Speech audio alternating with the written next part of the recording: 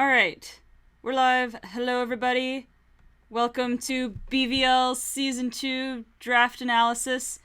It was quite a weekend, actually, because we started with 8, and about midway through, we had a couple late entries, and a couple late entries turned into 4 late entries, and so now we have 12. So... Oh, that's why I hear you twice. Echo. Echo. Alright. Hey Nitra, and hi Max Marsden, and we are going to kick things off. Tyrant's not here, which is, I wanted to hear, hi Mimi, I wanted to hear him give his take on his draft here, but we have the Bilgewater Berserkers. This is Title Tyrant's team, and actually let me get some background music, but anybody wants to go and comment on last year Title Tyrant brought us a rain-based team, and it looks like he's continuing to some extent continuing that theme. He's got a little more variety this time. Yeah, a little more going on there. Oh, it's here. Frenzy himself, Mr. Zygarde. Oh boy. Coming to talk about how he's gonna spam 1,000 arrows at us. Yes. Everybody's in trouble. Very All right. So actually, what I should do, if there's anybody who watching who doesn't quite know how we did the draft this year, I wanted to try a little bit of an experimental format, and I changed things around, like inspired by Sword and Shield coming out. So we made a couple of restrictions. I took out Megas, I took out Z crystals. So because of Sword and Shield, and instead I added 2 different categories, the sword category and the shield category, and basically the criteria for these categories is purely based on stats. Basically for the sword category, they had to have 1 offensive stat, base stat above a certain threshold. I think it ended up being something like 130 or something like that. And then both defensive stats had to be below 100, I think. And then for the shield, the threshold for defensive stat was a little bit lower, I think, because we didn't have as many shield ones that would fit into the shield category, but then their offensive stats had to both be below 100. And we had some interesting, like, ones that kind of fudged that rule a little bit, because for instance, like Beware, if he has his fluffy ability, he kind of wouldn't be a sword Pokemon, but I just went by base stats only. And then we have a couple of other exceptions, like we had to add a few extra Pokemon to Shield 1 when we had the extra entries, otherwise we wouldn't have had enough for everybody. So there are a couple that got shifted into Shield 1 that wouldn't normally have qualified, but other than that, I think they're reasonable. Everything was there. And because I just based it on stats, we had some interesting things which we'll see in a bit, like that Magneton actually qualifies as a sword Pokemon, and what was the other one? Duosion qualifies as a sword Pokemon. So there were a couple interesting ones in there just based on stats. So we have Title Tyrant's team. I'm going in basically the overall draft order here. So we have let's see who's on call. The Hero, AJ, Frenzy, and SL Dino are on right now. We have Nitra, Max, Mimi, and Jedi Jacob in the Twitch chat. So I guess I'll start off taking a look at this team. Like I said, we know that Title Tyrant likes his Rain team. It looks like he's still got some Rain synergy going on there between Gyarados, Pelipper, and Goodra with Hydration can heal itself from status. And then Toxapex, of course, and Relicanth. Relicanth gets Swift Swim, I believe. Does it? I think. Or does it? I don't remember. Maybe not. It gets Rockhead and something else. But of course, boosting the Stab Water moves. And then, I'm not sure. Dragalge obviously is not a water type. But kind of fitting with the whole seafaring theme. Actually, I think, I could be wrong, Beartic ended up getting Slush Rush, but didn't it have Swift Swim? It has Swift Swim. Yeah, okay. it has Swift Swim. It does, okay, so yeah, And Mimi said it too. Okay, so he actually, even without having so many water types, has pretty good rain synergy, with of course Pelipper being the rain setter. And anybody else have any observations on the team? I was talking with this about AJ in chat the other day, but I think his team, like, he obviously has the rain element, but I think he really should have tried to support Gyarados a bit better. Yeah. Because his team does look a little all over the place. It doesn't have a super clear focus. I can see a pretty big glaring rock weakness just from a glance. He doesn't actually have a rock resist at all. Which is for Relic Camp, right? No, that doesn't resist rock. Technically, Breloom resists rock.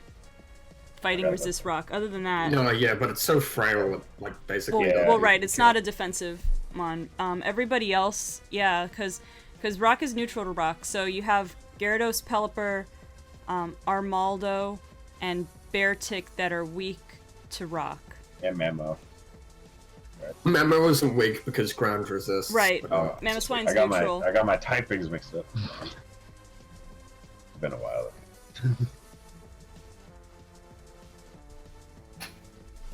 Yeah, that makes sense. It is better than his draft last time, which was basically just like 8 Watermons plus Garchomp Bastion on him. Like. Well, yeah, he went a little overly one-sided that time. So I mean, he's got some more type variety, and at least, like we said, there's some Pokemon that aren't necessarily water types that could still benefit from the rain. Goodra can benefit from the rain. Beartic can benefit from the rain. He's got 4 resists and an immune to electricity at least. Yeah. Drafting Goodra and Guzzlord seems a little redundant to me since they do very similar things. So I feel like he just wasted his tier 4 pick. A little bit. And Dragalge and Toxapex don't make a lot of sense to me either. Like, they also do very similar things, but he's drafted both of them, so it's a little... I feel like he just has a few redundancies on his team that could have been improved upon, but it's a pretty okay draft. Mm-hmm. Yeah. Any other comments? I'm gonna try to move down the line. Since now we have 12 teams, it's like, this could be a long and arduous discussion that we could have. But, alright, so let's move on. Next we have name change. Mimi's team, the Trop Kicks, formerly the Neverland Steenies. And Mimi's trademark is having just the cutest team possible. And she's returning players. I think, did she have Meloetta last time? I know she had Manaphy, which was she did, I believe. Her power player. She had, last time she had Serena, Meloetta. Did she have Mandibuzz? Yeah. She normally had like her favorites on it. Is thing. Like I know she likes Mandibuzz and Meloetta, and Serena is like one of her top tier favorites from Sun and Moon. Yeah. Other than that, I had no idea about her other favorites, so I have no idea. For her shield Pokemon, she's got basically the floating faces. All she would need is like Glalie. Yes. I got Manaphy, Mandibuzz. Who else on? I think she had one more that she had last season. Right. Well, Serena, and then did she have Vileplume last time? I can't remember. No, someone else had Vileplume. I was gonna say I remember Vileplume existing last time. I think Pizzle had Vileplume last time. I think so. Yeah. Yeah, she said I didn't. Now I'm curious how she's gonna use Pachirisu. My only experience seeing Pachirisu in competitive was that one World Championship match where the Pachirisu lived a Draco Meteor. That's pretty much been my only time seeing Pachirisu used competitively. So I'm curious if she got any plan for that, or if she just decided to go for the cute factor. All I know from experience is that everything is a threat until proven otherwise. This is true. Depending on how you use it. Especially in draft, everything is a threat until you can actually beat it down somehow. That's true. Depending on how you use it, and depending on whether you're prepared for it or not, any Pokemon can either be easy to take down or your worst nightmare. Right, because like how I see it is like she picked this out for a reason, and I don't like that reason. Well, she just said that it's mostly a novelty pick, unless that's just what she wants you guys to believe. Exactly. Yeah, I was a little curious as to why she chose Pachi outside of just like for the logs. Right, like I'm up here thinking that she has a whole strategy behind it, and I'm like, I do not like where this is going. Can Pachirisu set screens? I don't think it can. That's the thing. I think kind it of learns light screen at least, because like most electric types learn like light screen at the very least, but I don't know about reflect. It has Volt Absorb, and you have 3 water types and a flying type. Well, that's a use. Oh yeah, that does make sense. Yeah. How do you feel against grass types though? For grass type, she has Mandibuzz and Vileplume. And as well as Serena. Yeah, she's pretty much covered for grass types. She's Vileplume covers pretty well. It also does get light screen. I just looked. It doesn't get reflect though. I guess like Pachirisu does cover electric types kind of, but she also has Vileplume and Serena to do that. So Pachi just, I mean, like it is kind of just a novelty pick, but compared to other tier 5 picks from other drafts, it is comparatively pretty useless and just kind of novelty. Is that a fwad in the chat? chat? If it wins games, it wins games. Like, that's all I gotta say about it. If it wins games, it wins games. Alright, so, let's see. Anything else? Actually, we were saying this, Tidal Tyrant is not the only one with a lot of water types, because Mimi's got a few. I think we'll find Frenzy has a few. Yeah, I think I actually have the same amount of water types as Tyrant. Of course, water is the most common type. Water's the most common type. Water's not a bad type either. That's true. Like, it's a broken type. It's pretty good on offense and defense. It's a broken type. And just kind of noticed that Mimi's a little weaker to fire than most because her water resists are Tentacruel and Manaphy, which lack reliable recovery, and then everything else is either weak or takes neutral. Yeah. That's true. Yeah, to be honest, I feel like Cloyster could work too, but it's not going to be as great as her other options could have been. Like, you're not going to take a Flamethrower, but you might be able to take a Flare Blitz. Right. I mean, Manaphy does have Rest and Hydration, so it does have its Rest Rain Dancer. Oh yeah, does Tentacruel get Recover? No, it doesn't. No. Its only recovery is like a Rest or Z-Haze, but we're not using Zeros. Or Black Sludge, I guess. Right, I mean, if they got Recover, this thing would be like one of the best things ever. That's true. Guaranteed. That is true. It'd basically be Toxapex, but without being as annoying. True. I noticed she isn't going to do so hot when it comes to the fairy department, aside from Cruel and Plume. Well, yeah. But even then, it's like, there comes, like, Tapu Koko, Brave Bird, Thunderbolt. It's a shame that we all can't have Tapu Koko, huh? Tapu Koko breaks a lot of things in draft format. If it could, then that would definitely be a problem. Tapu Koko kind of just shreds her team, if I'm being honest. Like, her answer Koko is Pachi. Fwed, I don't have Twitch alerts on this layout, but thank you for the Twitch Prime subscription for 10 months on a 3-month streak. My God, man. My God. Okay, so any last comments before we move on to the next one? I think that's it.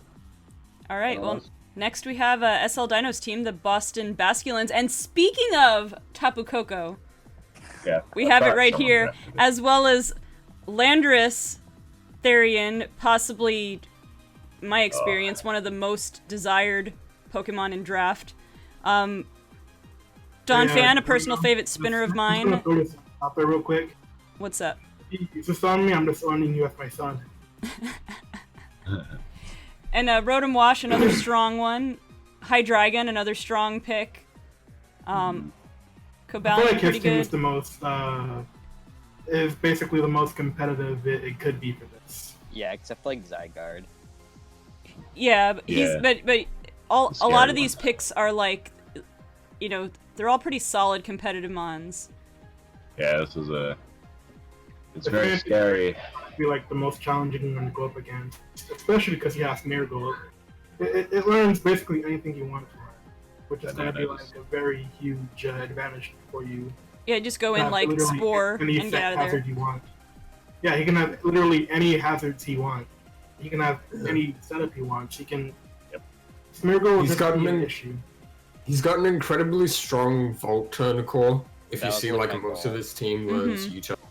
Yeah. And he also has really reliable hazard removal in Landorus, Hydreigon, Donphan, Rotom. So he gets that's generally how you deal with Volt Turn, is by setting up hazards. And then just wearing them down through repeated switches, but considering pretty much everything that gets U-turn on his team gets removed. That's gonna be a bit hard. Mm-hmm. I just noticed that like half the Pokemon on his team that gets like a good 2 of the Pokemon, will be really, really annoying. Primarily because you can't do anything while they're out, and they're just way too fast to be dealt with, in form of Archeops and Tapu Koko. And a While they're out, you can't really do much to stop them from doing whatever they wanted. And it kind of I have a feeling we're gonna see a lot of like way to deal with left field stuff. It's just to deal with those to stop them from just running shit. So, Yeah, he's got a Cyber's a pretty good also, offensive like- team. yeah. I feel like And Salgo's pretty nice because it gets spikes. It also gets Final Gambit, and I think it gets U-turn. Yeah, It Final does get Gambit U-turn, is pretty common on Excelgor. Oh, I think SO Dynamo just went for the auto win, to be honest. He just went straight up for the auto win. He was a top 4 finisher last time. That's true. Like, there's not going to be many things to stand up to, like, literally every threat on his team. He Yeah. also yoinked that He has Copper Cofagrigus, Freak which is a very annoying wall. He has yoinked it. Cavalion, which could be literally whatever he wanted it to be. He has a very reliable lead in Smeargle. He has Rotom Wash, another very annoying Pokemon to deal with. He has Donphan. He has Excelgor, a free guaranteed kill with Final Gambit if he chooses to go for a first turn.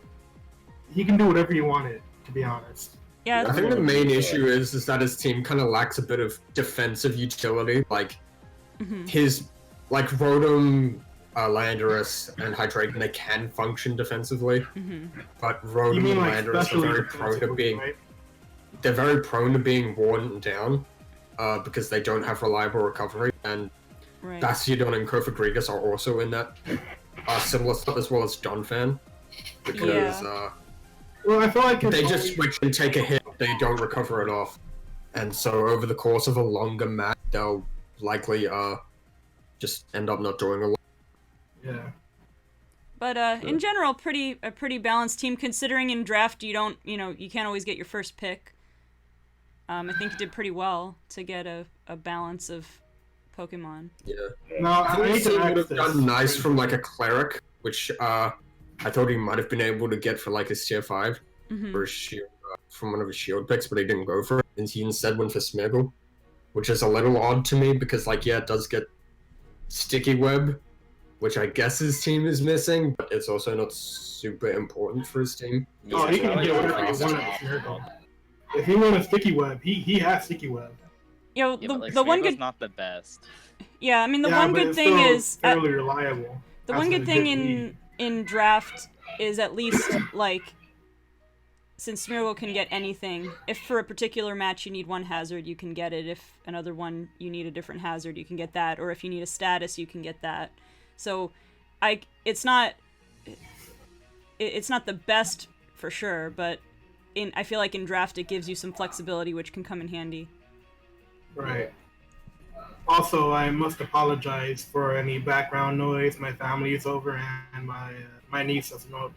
She doesn't know how to be quiet yet. That's okay. It'll just be fun. She surprise. doesn't know inside voices yet, so I gotta apologize for that. No I problem. also completely forgot this, but Cavalion gets Volt Switch as well. Oh yeah, So it that's does. all- That's so yeah, it random. does. The only real problem is that like his Shield 2 and 3 picks are kind of momentum sinks, which feel a little out of place Yeah. compared to the rest of his team. I But feel like it overall, was it's a pretty filler. solid draft. Primarily because there wasn't any better choices. You know what I mean? That was Yeah. kind of half the Like problem. as I was going through it, I'm like, do I go with Goragi's base or do I go small or go like freaking Onyx? You know, like I'm not going. Like we all know, I'm not picking up an Onyx.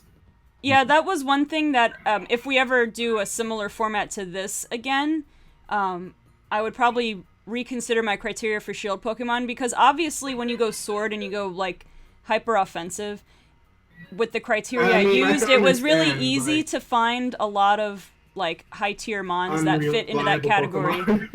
With shield, especially excluding megas from consideration, it was a lot harder to find Pokemon that were proportionally higher in defenses that had a lot of utility, or even just at all, any that met the criteria, and we ended up with a lot of not fully evolved Pokemon. On the other hand, it might be interesting to see how people make use of them, so if they can.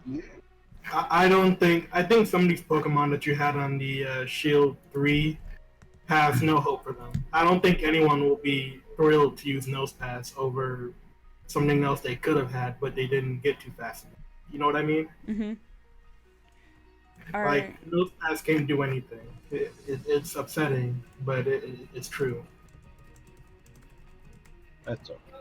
All right. Anything good for like a Stealth Rock, but if you get taunted, it's over. All right, let's move on to our runner-up from last season, Fat Albert's Sacramento Squirtle Squad. And I think. Go ahead. I think the Squirtles, the Basculins, and the Alomomolas are like the three drafts to like structurally they are. I think they're the best built. I just woke up. Holy shit. But yeah, this draft is scary as hell. He's got a Lolatail plus some very good offensive mons and Garchomp and Magmortar, which I very much appreciate having screen support. He also has Ferrothorn, which is one of almost immediately. He has Ferrothorn, which is basically one of the best hazard setters in the game. He has Tornadus, which is the best defogger in the game. He has Drapion for Pursuit. He has Magneton, which traps Steel. He has Hitmonchan, which is still pretty good for spinning because it beats a lot of hazard setters. And then Yuxi is a pretty solid pick too because it gets Memento, it gets U-turn, it gets Rocks. It gets so many good options. Yeah, he has a lot of utility, which is really threatening. He also has Magmortar, which is actually pretty decent for draft Scarfers. Yeah. It's got a good Scar set, it's got a pretty good offensive set, it gets wide coverage. Like, yeah, normally you wouldn't see this. Firefighting Electric hits everything that you'd ever want. It also gets Taunt, so it shuts down defensive teams really good. And so yeah, this is a scary draft.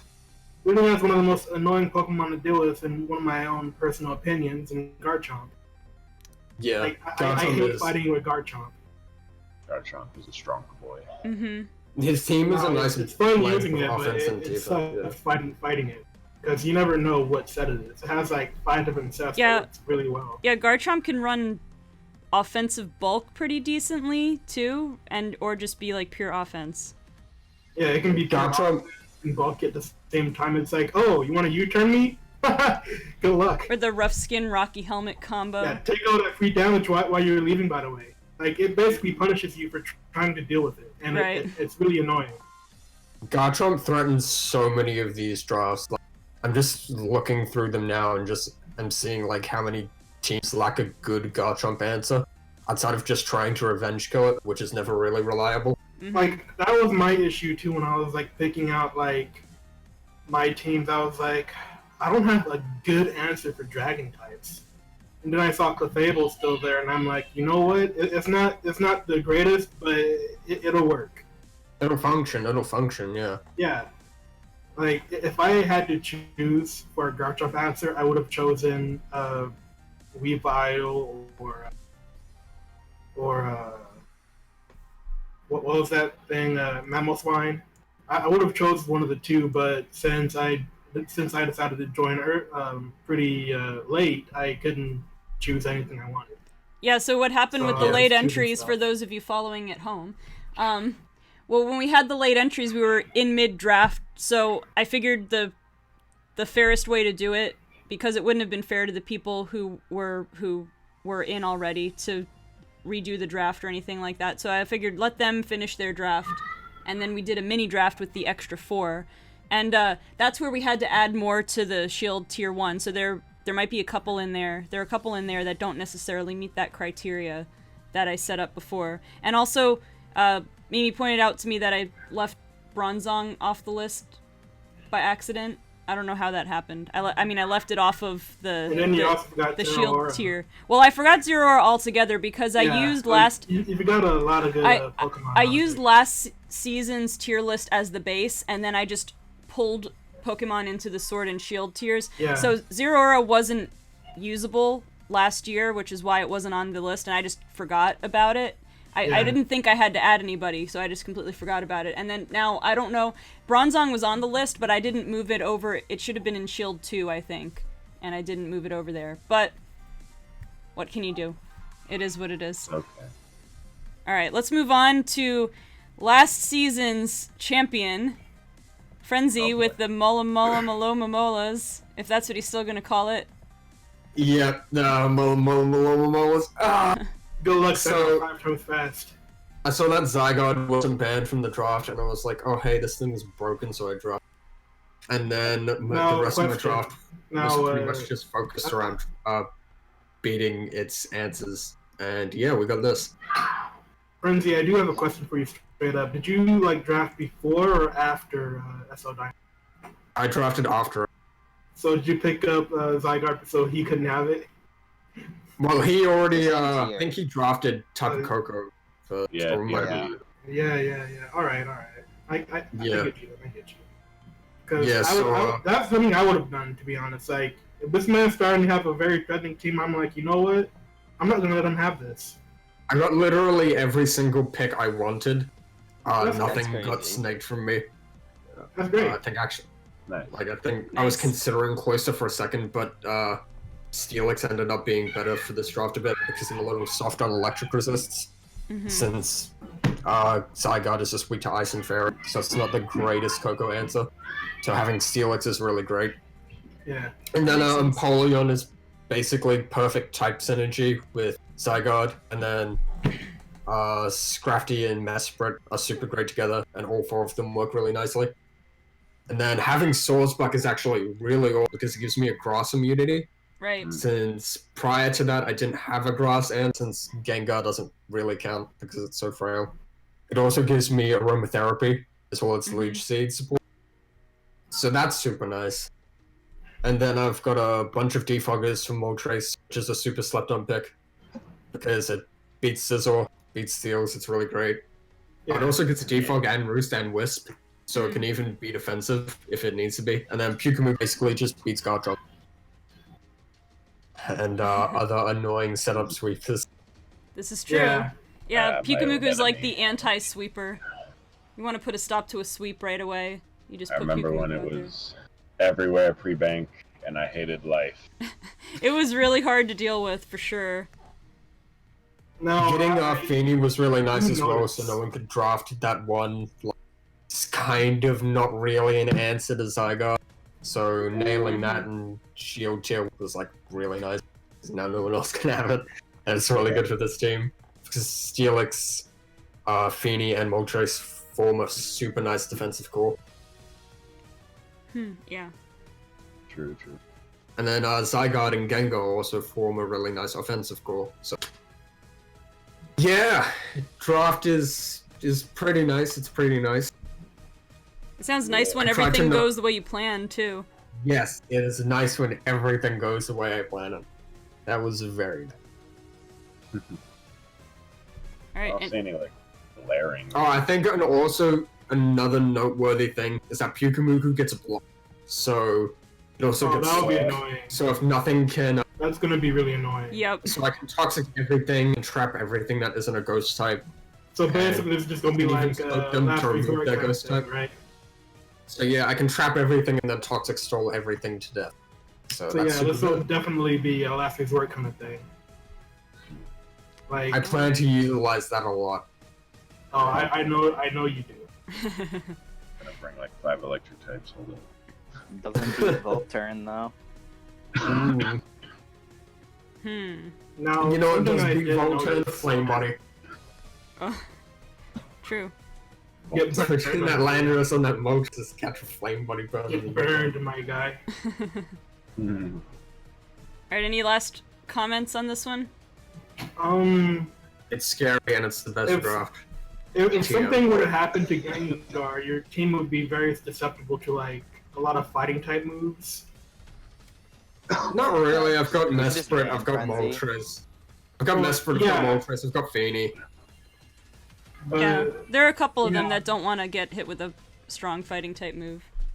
But that's also something that Mesprit it's gets Healing not Wish. possible for fighting types Ah, to get true. like Thunder Punch, Rock Slide, something to like deal with the things that they can't normally deal with otherwise.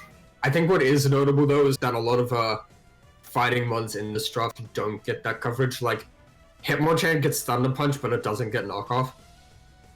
I'm glad What other does. fighting types are there? Beware. Beware is actually kind of, but Feeny can Beware outspeed it is and Oko.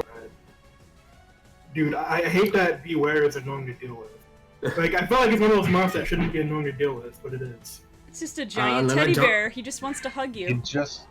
I think the only other like fighting in the draft is Blaziken, and what else is there? that's true, and not there's a lot of- Fangoro.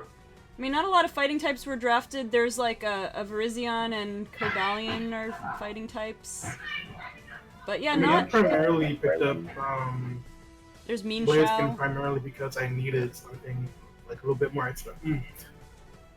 I feel like this is the best draft because it has a very clear win condition compared to some other teams which kind of lack. Oh that. yeah, like And it- you have a lot of chance to like set up and just start sweeping immediately. You can break stall.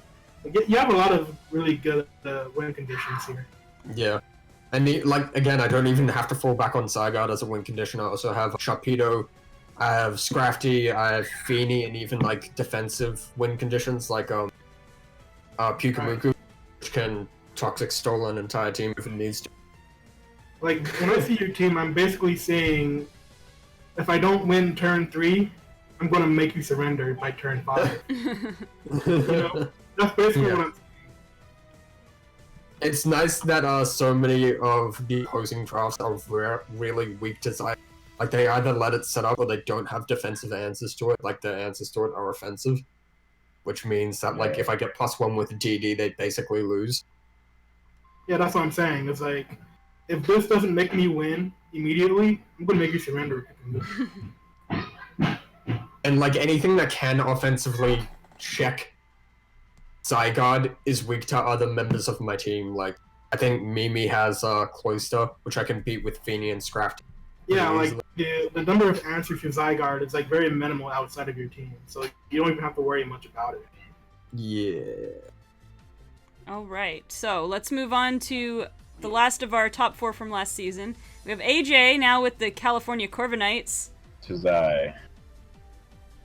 With the, let's see, Certainly a team. who's do you have anyone returning besides Xurkitree? I can't remember. Skarmory. Skarmory. Was last year as well. And I only grabbed it because Ferrothorn got joined. It's Corviknight's So, cousin, so.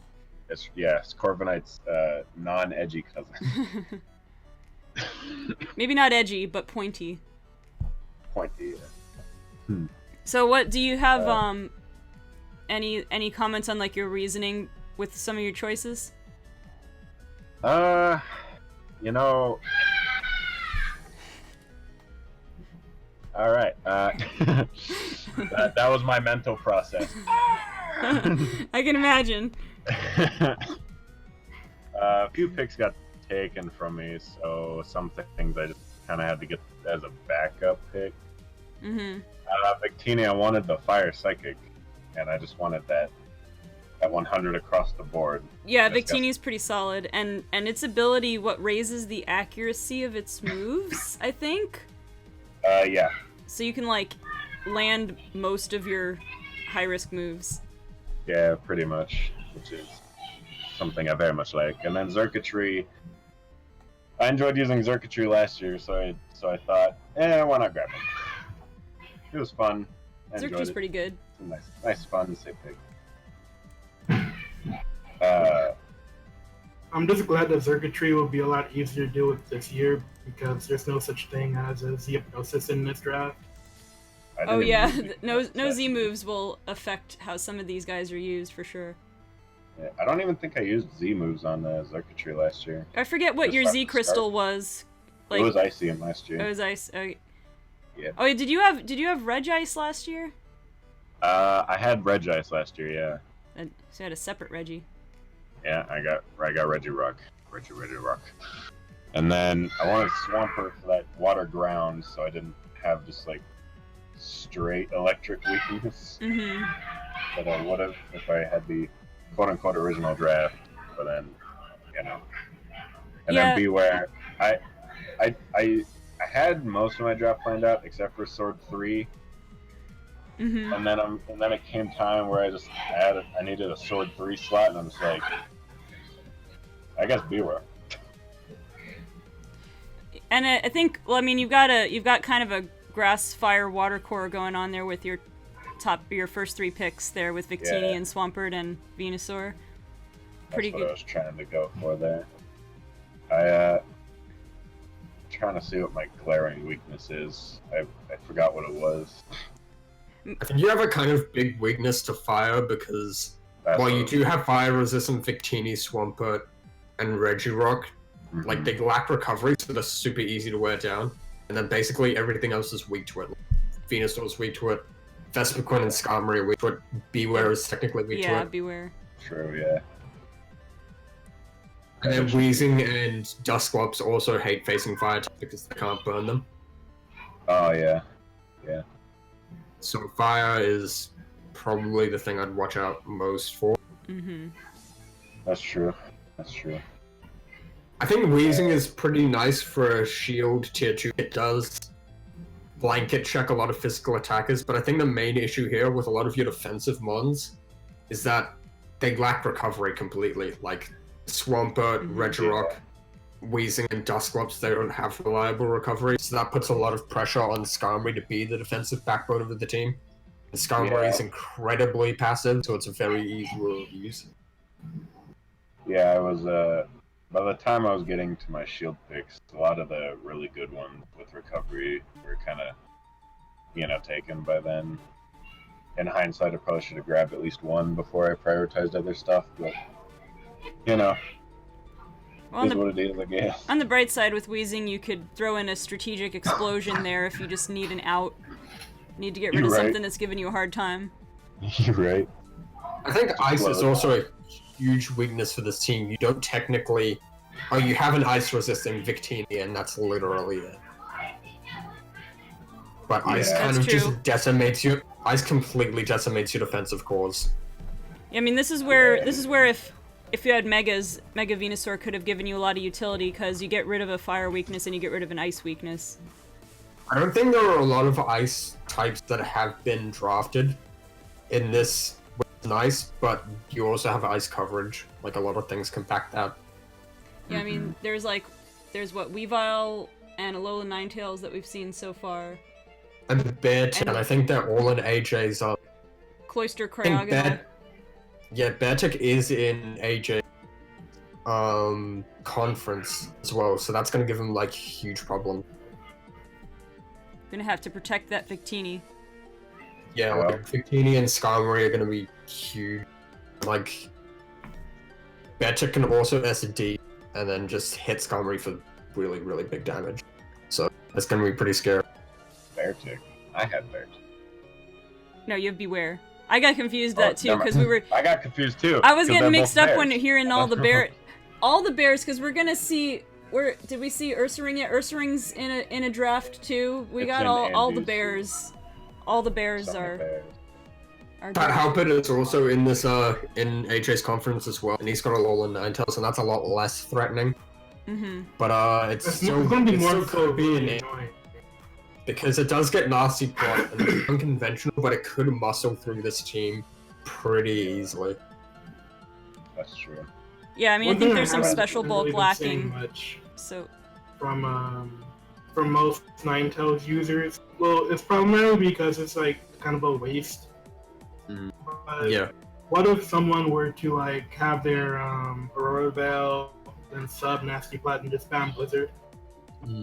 Also, Tornadus absolutely shreds this team because if it's like offensive with Focus Blast, then you actually just don't really have an answer to it. Fair enough. Well, I mean, if something were to happen to like one of your defensive walls that you need, you're definitely gonna be taking shit. Yeah. Because Skymar just catches Heat Wave. Dusclops gets knocked off, doesn't really do anything back to it. Regirock doesn't like taking Focus Blast. And so your answers would be like Circuitry. That being said, like almost every really Pokemon in the game learns all the things he's weak to. Yeah. Knockoff, what else is there? Yeah, Knockoff also really cripples this draft too, because Dusclops, Weezing, Swampert, and Regirock all I feel like it's going to cripple almost everybody because there's nothing you can like keep. Well, right, you can't. There's no. And I don't think anybody drafted like a sticky hold user, and you got with no mega ring, with no mega stones or Z crystals. Yeah, everyone's you're definitely gonna be losing a really important item regardless of who it's knocked off. But Swampert, Regirock, Dusclops, and Weezing, they're very dependent on their item to be reliable defensively.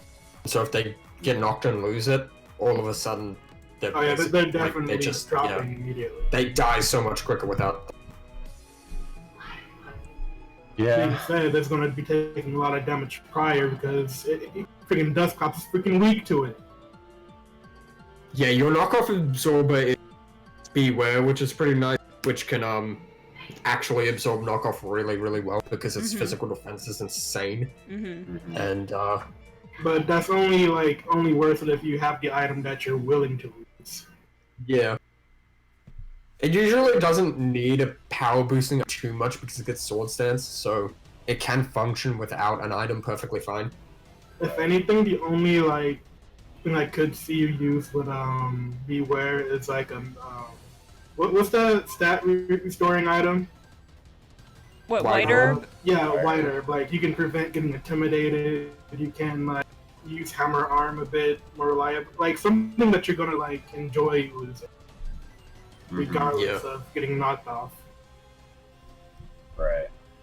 But other than that, you don't want to give this thing life or anything. You're gonna be suffering a huge loss if you give it anything but something you wouldn't be bothered by losing. Alright. What are we halfway at? 1, 2, 3, 4, 5. We're halfway through, you guys. All right. So next we have a newcomer, the Detroit Legends, coached by King. I'm not sure the proper way to pronounce the rest of your names. I'm just gonna call you King for now. I hope you don't mind. Was this the one? This was the draft. I was putting the Pokemon on the layout, and I'm like, he's got some thick picks here. With Tyranitar and Snorlax and Licky Licky and Caracosta. You're going to be really annoying to deal with. That's pretty much, I guess. Okay, first of all, Licky Licky, I forgot that was even a Pokemon. Full Wi-Fi for days with Licky Licky. You're gonna make me sad. Legitimately, I forgot Licky Licky was a Pokemon. Oh, someone actually grabbed Dusion. I didn't notice that. Yeah. I think this draft is low-key actually pretty nice. Like, Snorlax and Suicune are very annoying because they can boost offensively and defensively with Carmine and Curse respectively. And they can also recover. Their rest. Like, their recovery isn't super reliable, but when you get all those defensive, they can afford to just sit there with rest. And just like, when they use rest opposed to other Pokemon, their rest are a lot more reliable than Pokemon who can't use it as well. DeRozan is actually a super nice budget pick. It's a good fighting resist. With Eviolite, it's relatively bulky. It gets Magic Guide and Recover. It also gets Calm Mind. So that's a pretty sick combination. Like, budget Reuniclus, fuck yeah, man. They can even do, like, Trick Room if you're, like, down to that. If you don't have their Manitin on the party, you can, like... I can see this being an annoying Trick Room team if you just don't have any of the faster mons on it. Yeah. Choice Band Tyranitar is scary for a lot of drafts. Ooh. Because just looking through it, not a lot of teams have good answers to Choice Band Tyranitar.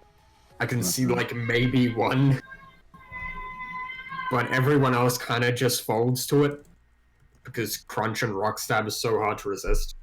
Yeah. Yeah, it's gonna be interesting. And a lot of his team doesn't particularly like fighting, but he has some answers. No, he can definitely do a fighting. Yeah, he's got He's pretty much Snorlax, Tyranitar, and Licky Licky hate dealing with it, as does Caracosta, but he has Zapdos, Duos, and Gliscor, and Reggie. Steal. Fighting type move either. Especially, I think once it gets going, I don't think it particularly cares getting hit with a close combat or two. You know what I'm saying? Yeah. Gliscor is gonna cause a ton of problems because, well, Gliscor is just annoying. You get it going, and it's more fun using than fighting it. For sure. Gliscor is really nice as well because it's super diverse. It can run a lot of different sets. Like it can be Sword Stance, it can be Subtalk, it can lay hazards, it can remove them, it can stall break. So it's pretty. Yeah, it's one of those mons that can be literally anything you want. Yeah. It's a really good mon. And it's going to be pretty annoying because you can't always predict it to be a certain set. If you want to do a Gliscor, you're gonna need some ice, like HP ice or something. Because otherwise, it's almost impossible to stall it. I mean, you just put Toxic Orb on it. I think he has things to like bait out the HP ice to like do some scouting. Like, he could run Protect on, which is always a thing, and he's got some pretty reliable ice resistant Registeel Suicune, and he can also run Thick Fat Snorlax and Thick Fat Licky Licky. That's if he wants to go that route. Yeah, I think the you could biggest definitely scout issue it to see if the opponent has HP ice. So I don't think he's really scared of it. Yeah, I think the biggest issue for him is like AJ's draft. He has a knockoff weakness because Suicune, Snorlax, Licky Licky, Gliscor, Registeel, and Gorgeist, and Duogen, they all really, really need their items. Yeah. Darmanitan too. Suicune especially. Like, without leftover, Suicune is like worn down a lot quicker than it should be. He does have a pretty reliable Dark Resist in Tyranitar, which is pretty nice. Yeah. But he's going to be relying on that a lot in order to not completely smacked by knockoff spam. Yeah, I feel like Gliscor is like the Pokemon on its team that's least scared of being knocked off because like I think Gliscor is the most usually scared has. If it once it loses its Toxic Orb before it activates, then it basically becomes pretty useless. Yeah. I think Licky Licky is pretty underrated. It gets Oblivious, so it can't be taunted. It passes absolutely massive wishes, which is really nice because a lot of his team lacks reliable recovery. Like Suicune, Snorlax, Tyranitar, and Registeel, they all really appreciate having wishes passed to them. But and he compared those pretty well with his fighting resistances because he has a lot of them. So right. I think the main issue from this team is that it's super slow. Like the fastest thing he has is Darmanitan and Zapdos. Yeah. Darmanitan's a pretty big threat, but Zapdos is pretty easy to check defensively. So. Well, that's the thing too. If you wanted to run something like Trick Room set, like it would basically cripple Darmanitan. So Darmanitan kind of that's saying clashes. If you even run Darmanitan on the same team, though. Right. Well, right. Darmanitan would clash with a lot of these other mons, but there's a set. In the Trick Room, I don't think he'd bring Darmanitan with him. He was like intentionally making Darmanitan slow by having a brave nature like an Iron Ball or something. Yeah. Like, Even then, he'd have to go out of his way to make it slow, which isn't really. It wouldn't be worth it. So, any last comments on this one, or move on to the next one? I think it's going to be relying a lot more on its defensive utility, and Licky is like a backbone for that defensive utility. But it's a pretty good draft. It covers most of its bases pretty well. Yeah. Yeah. All right. Next, we have another new coming team, Ayah Night with the teeny tiny Dratinis, and got some more some of my favorite designed Pokemon. Actually, you got some Gen 1 representation here too between Dragonite, Arcanine, Jolteon, Dugong, Alakazam. And yes, one of my personal favorite Pokemon on our team is Aggron, which is pretty cool. This team is whack, like straight up. It's got an absolutely massive rock weakness, and his rock resist is aggro, which just catches an earthquake. So I really struggle to see how this team beats, like, Tyranitar. I mean, she told me it was probably her first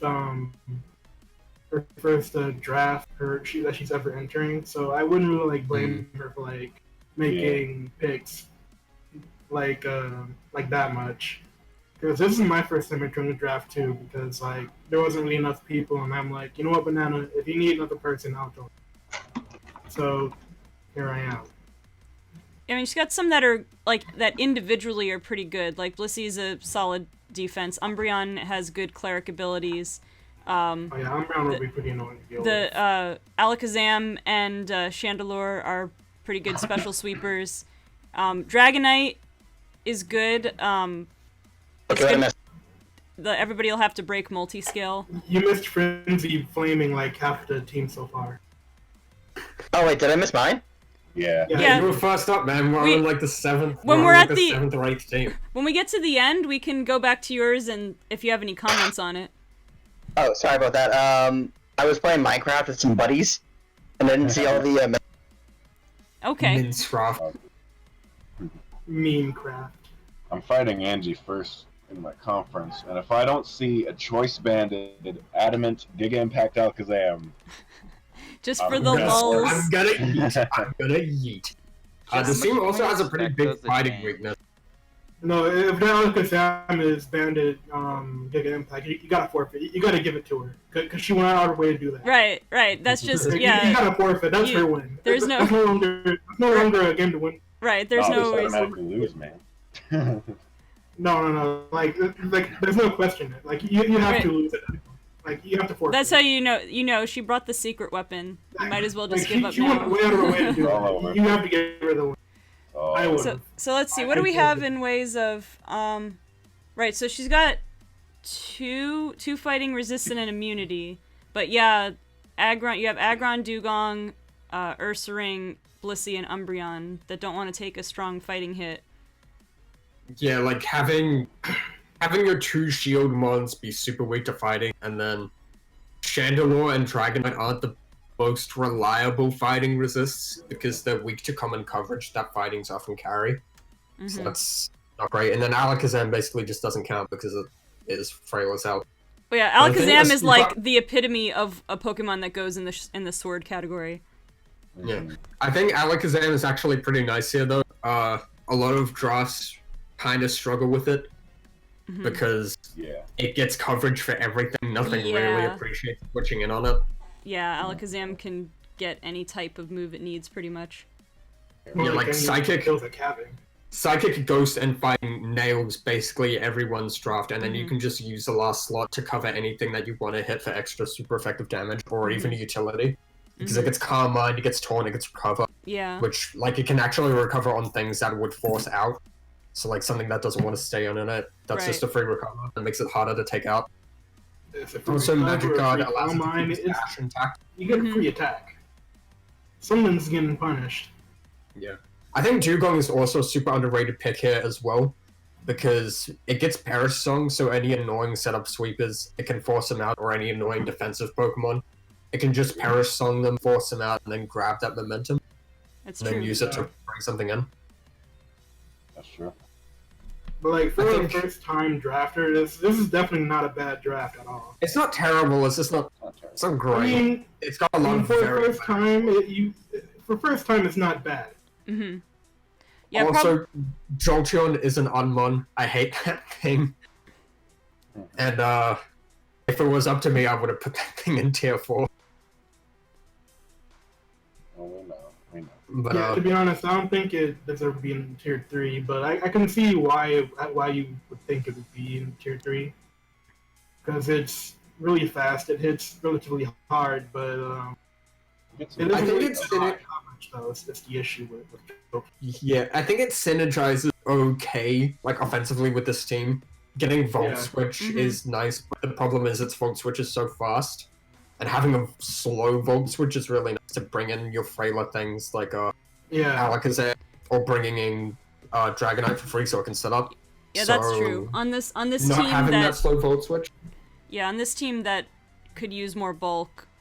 Yeah, I think in your mind you were thinking like people use like a more offensive team with Jolteon in hand. So you were like, you know what, I'm gonna put this in tier 3. You know? Yeah. Yeah, I mean this came from another. The original tiers came from another draft league that I was part of, and it was based off their tier list. We made a few changes, swapped things around, but at the time Jolteon's place isn't really that that bad. It's just I don't think it should have been tier 3. Yeah, I just think compared to other tier 3 mons, it's a bit of an outlier because it doesn't really do anything other than a subpar offensive set. But I think the main issue with Jolteon here is in this draft is that it doesn't force a lot of switches. So things can just afford to stay in on it as it volt switches, and then just hit the thing that's incoming for like a lot of damage because this draft doesn't really have a lot of bulk. Yeah, like it's kind of worth the trade. Passive. It is kind of worth the trade, taking damage to take something else out instead. Yeah, That's and true. Blissey and Umbreon are so passive as well, so they're very easy to abuse with like a lot of the offensive Pokemon that people are running on their team. So I think those are actually not super solid picks. And then Aggron just doesn't get any recovery, so it's basically like not even halfway to being a solid defensive mod, especially considering its typing and this team's weaknesses. But Ursaring could be very threatening because Quick Feet with Facade Oh yeah, is Ursaring. gonna like Oh yeah, if that's you get gonna burned like, somehow, that's gonna that's gonna tear be things really up. annoying. That's gonna be really annoying. So like Dragonite is also another one as well. Dragonite gets fairly wide coverage and multi-scale is also great. But this team actually I don't even think this team has removal. I think Turtonator gets rapid spin, maybe. I mean, I guess you could use a slot on Defog for Dragonite, Actually, can't you? Because it has wings. Yeah, Doesn't Dragonite it gets get defogged, Yep. but I don't think it's worth the slot. Yeah. You know? No, and I mean, like It's not really worth the slot that you need for like setting up and like all out attacking. yeah, the team actually has like its defogger is Dragonite, which you don't really want to waste on defogging. You'd much rather have it like play offensively. I mean, Like, it it's can an be idea for defensive sure. when you need it, because this team lacks, like I said, it lacks a reliable fighting answer. The Dragonite could play that role with the Defog and Roost. Yeah, like it's definitely an idea, but it's not a necessarily good idea. Yeah. I mean, I It think puts a that lot more pressure on Alakazam or Chandelure to be your late game cleaners. I think Arcanine is decent here. We haven't really talked about Arcanine at all, but Yeah, Arcanine's a really good intimidator burner. it can be defensive, it can be offensive. It's got nice flexibility. It gets intimidated, it gets flash right, it gets justified, which I think is kind of underrated. yeah, you can kind of run it physical or special if Arcanine's you always need been it. one of those really great mons that's always been underrated, primarily because it's not good enough to keep up in the current OU meta. Yeah, I But think it it's could still be. pretty good. I think it could be decent, just in this draft because it could even go mixed, and that could pose a lot of problems for people who expect it completely physically oriented. Yeah. But yeah, I think I don't really see this draft going places. I think those are my final closing thoughts. All right, any other final closing thoughts? Yeah, from the sounds of it, she's gonna have to really understand how each Pokemon works. Like, yeah, she's gonna either have to play Dragonite defensively or offensively and have something to cover for that. Just from what I've heard. So yeah, Well, you're you gonna have to a very strong point in like saying that she needs to understand how everything works in order to do like a lot of amazing things with it. Like just because her team is not good doesn't mean she can't achieve victory, you know? Well, I mean, she might have to go. I mean, it looks like to me, based on some of these mons, that you could either go one route and do unexpected sets, or you could go another route, and a lot of her mons do best like all-out offensive. Right. I think another thing I forgot to cover, just adding really quickly, is that her team is very, very spike sweet. Because everything is grounded except for Dragonite. So everything takes spikes damage except for it and Alakazam. Yeah, Mimi, it does feel better that way. Like if you actually work for it, the victory feels a lot more earned. Okay, let's go on. We have our last 4. These are our latecomers, and we're gonna start. Oh, I have to put the logo on here because it was after I went live. But we have Jedi Jacob with the Denver Darkrise, and there's the logo over there, popping that up here.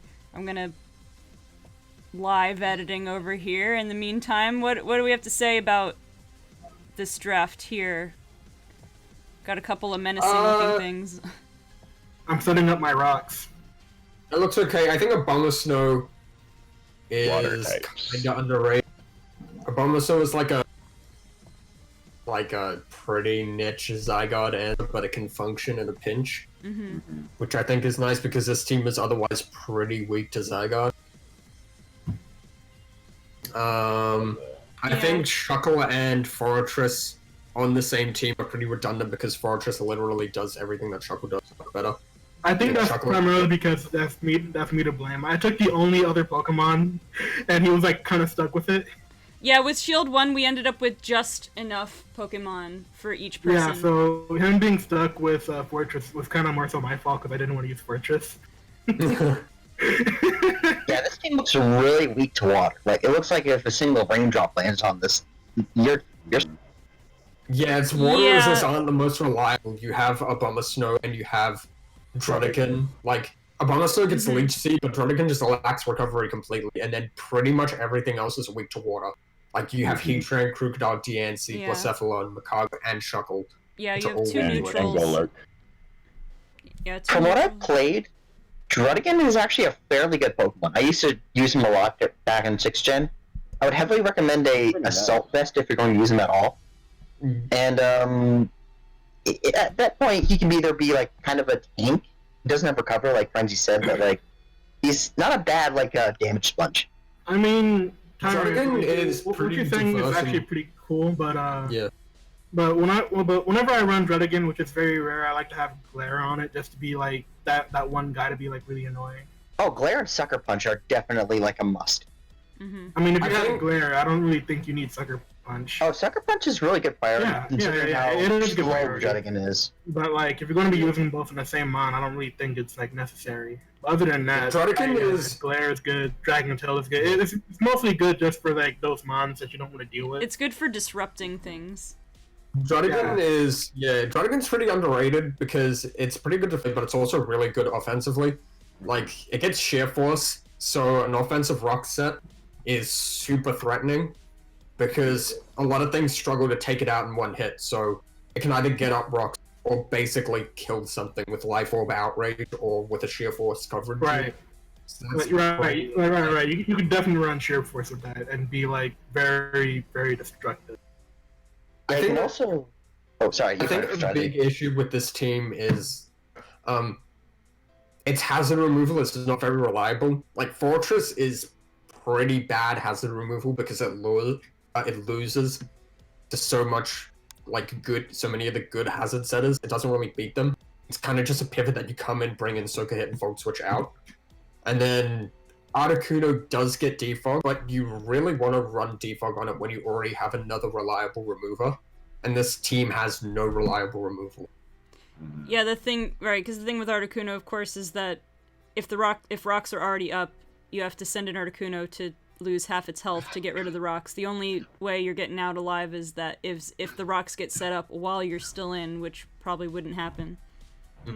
I think that really, not having reliable removal really undermines Articuno's potential role on this team, because it can function pretty well defensively, especially with a Toxic Roost Pressure Stall. That can be incredibly annoying, but without proper support, that's just gonna fold pretty quickly. Yeah. One thing I will note is that this team has like a bunch of rock setters. Like Heatran, Crocodile, Diancie, Druddigon, Golok, and all of the shield picks can set rocks. Hey man, listen. And Druddigon. The man wants his rocks up. He's gonna get them. He's gonna get those rocks up one way or another. He's gonna get his rocks up. Oh, right. Boy. No matter what you do, he's getting them rocks up. That's all you need to know.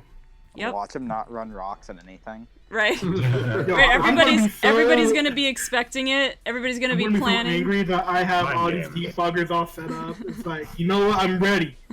And then like no rocks at all, and I'm like, bro, there's no way you made me waste 6 freaking slots. I think that Defog, rapid spin, taunt. I There's feel no way. I feel like that happened to me one time. I'm trying to remember. I had a league match where I think it was something like that. I was planning for rocks. I was planning for some kind of hazards, and then they never used them. It was a total waste. Who are you Yeah, I think inviting this- anyways who like never set up their rocks? What's that? Who are you fighting anyways who like never set up Yeah, their I don't rocks? remember. I just have a memory of like feeling like I brought my team to deal with one thing, and then that thing never happened.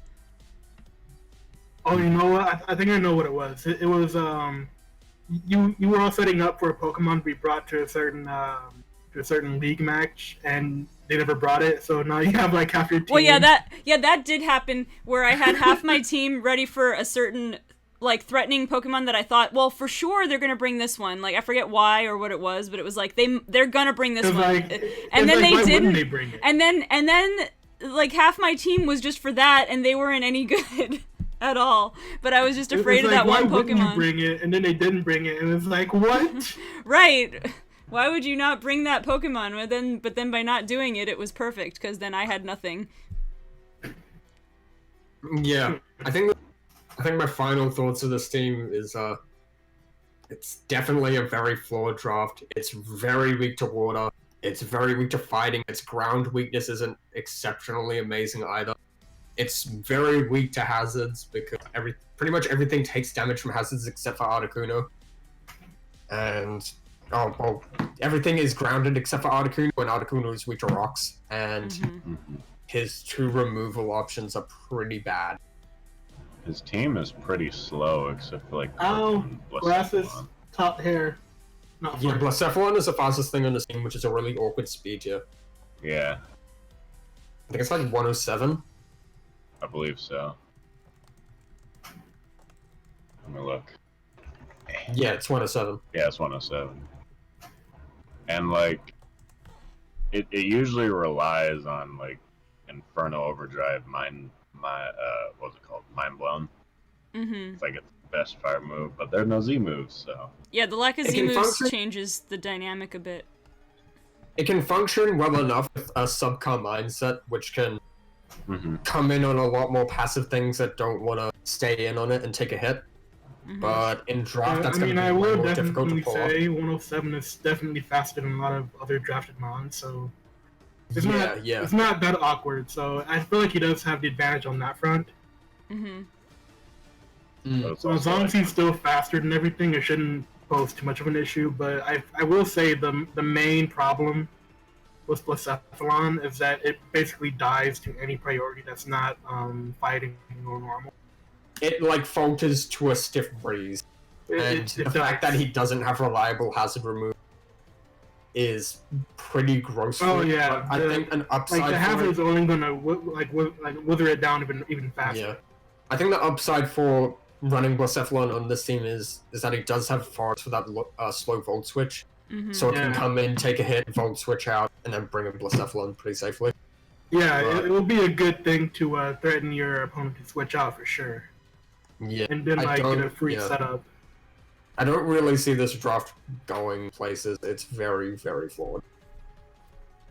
But given that, he didn't have many choices, I wouldn't blame him for making some of the choices he were. Well, there's still a lot of good tier 1, 2, 3, and 4 and 5 mons that weren't drafted. I think it's kind of just the Sword and Shield tiers that were looking a little. Yeah. skewed. The Sword and Shield tiers were pretty empty. Yeah. By the time Yeah. it was They were time. pretty skint, but tier 1s through 5s saw a lot of really, really good mons that you could draft, but you didn't really draft them. Now you've got this huge glaring weakness in everything that's common. So True.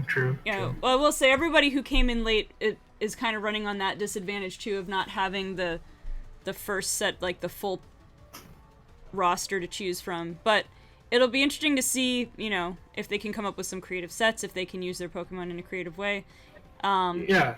And with that, we're gonna move on to Heroes team, the Fellstar Miniors, and got a couple of my tried and true competitive mons there. Got my Clefable and got my Slowbro over Two there. Pokemon that you wouldn't have been using without me telling you that I know. hey, these are good.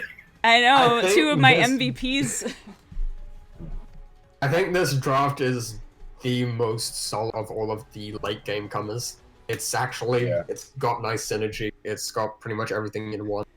And I agree with Ramsey on that one. That one looks basically I mean, like I you was got the first picks. primarily just trying to get things that was like left over, but no one ever got. Right, the fact I that kind of looked for things that I kind of needed. I mean, Salamence was without, like trying to go left for, left till almost the last round, so that was a Yeah, pretty good. I don't think Salamence is super great without Z moves. It's like other dragons are just outclass it now, but it's still a solid pick.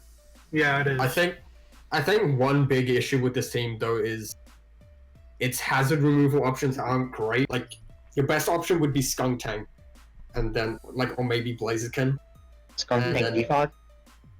Yeah, it gets Defog, and then Aerodactyl and Salamence, but they're weak to rocks. I mean, Salamence can pull off a defog set pretty effectively because it does beat some hazard setters like Ferrothorn and Fortress lose to it. Yeah.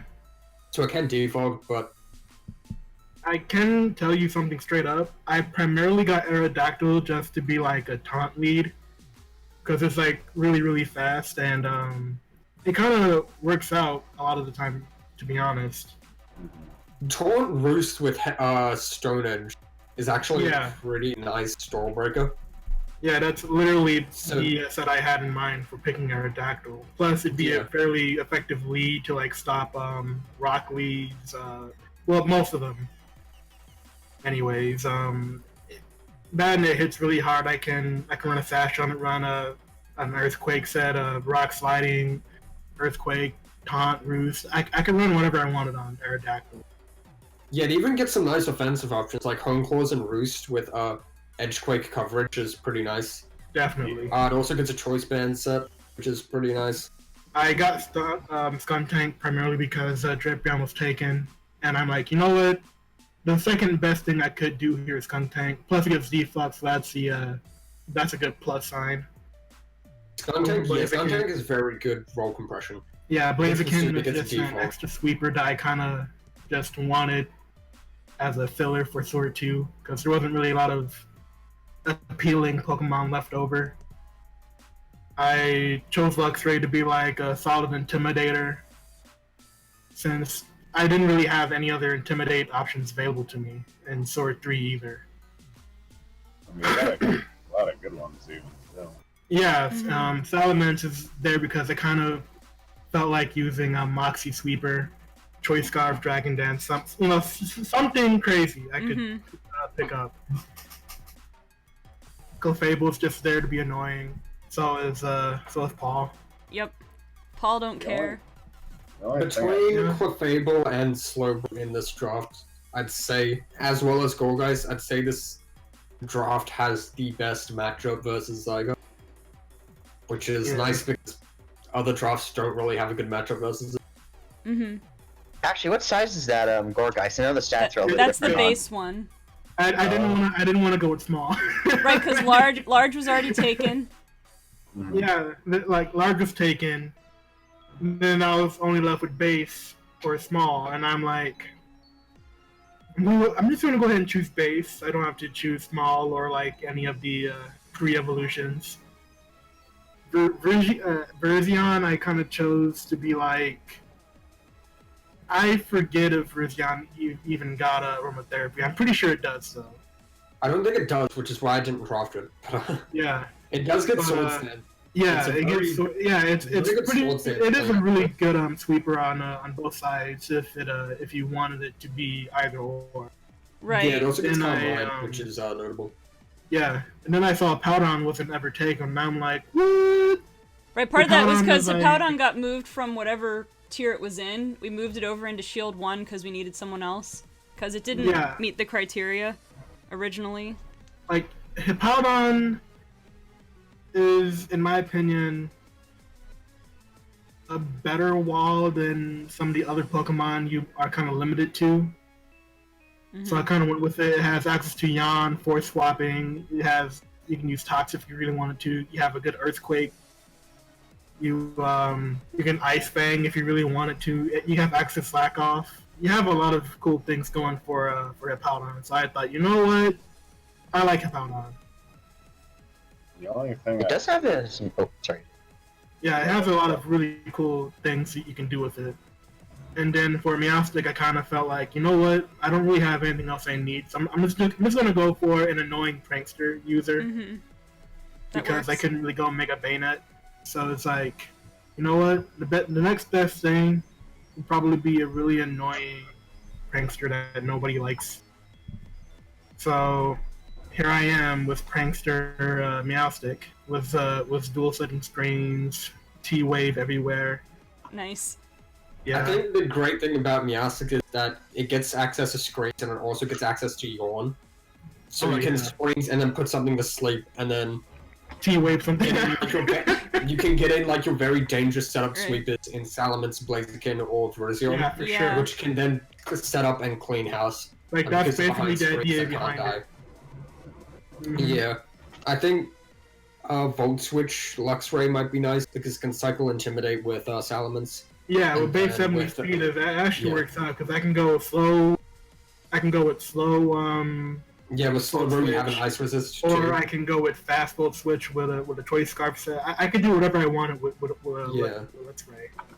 I think this draft is pretty okay, but I would watch out for ice types since a lot of your team is weak. Yeah, like I was looking through it and I'm like, I kind of want ice typers, but there's not many left. So I kind of just went with Slowbro. I kind of wanted an ice type for myself, but there wasn't really any like appealing ice type left either. Like I felt like the only real ice type left was like Avalugg, and we all know I'm not choosing Avalugg. I'm not poor Avalugg, not gonna get any love. An option would have been an option would have been Harrier in Sword Tier 3. Since I was thinking about it. And like that with Assault Vest basically just beats every fire and ice type. Yeah, I was really thinking about it, but it's like, That also covers your weakness to Weavile because Weavile just tears his team apart. For sure. But thankfully, only Mimi has it, and I could hopefully find a way around Weavile by the time it's time for me to fight. Well, just remind me to make you fight her week 1. Bet. The sooner the better, you know what I'm saying? Right. Get it over with. Alright, so let's move on. Other than that, I feel like I did have a fairly decent team, if not a good one. Yeah, I mean, given that it's got a lot of potential win conditions, like Clef, Slowbro, Arrow, Mence, Blaziken, and Virizion, which you can use as win conditions. So that's really nice. I mean, given that a lot of other picks had been taken, yeah, it's pretty good. Like, these look like they could work well together. All right, next we have the Massachusetts Mimikyus, coached by Atomic Catalyst. And was this the one? Yeah, this was the one that has a ton of Gen 7 Pokemon in it. Not gonna lie, this team actually looks really, really cool. It's just straight up saying that. I'm not saying it's gonna win every single game, but I'm definitely saying it looks pretty cool. Yeah, you can see some interesting dynamics going on here. Yeah. I will say something really annoying to deal with probably be Zoroark. It's just like going around turning literally everything, spreading everything. Especially if there's no hazards up, you cannot be sure what took damage and what didn't take any damage yet. Right, and you'd be like, how did Wishy-Washy U-turn me? Right. Yeah. Well, Wishy-Washy gets U-turn naturally. Oh, does it really? Something to know. Yeah. Does it? Like the only real thing that's going to be distinguishing whether or not if it was like a Zoroark or Wishy-Washy is the speed tier, like the very obvious difference in speed. Well, right. Like if it outspeeds you, it's probably not a Wishy-Washy. But at that point, you're already locked in your move, and you're like, well, what to do? Yeah. I think what's notable about this, like, I know we don't face each other in conference, but between Scizor, Shiinotic, and Tangrowth, it's got a decent Zygarde matchup, which I keep bringing up because I think it's the one to beat for this. I think it's the one. This is a really good Zygarde matchup, but I don't fight you at all though. Yeah. But I feel like as long as it's a good matchup against Zygarde, it's a good matchup against everything else. That's true.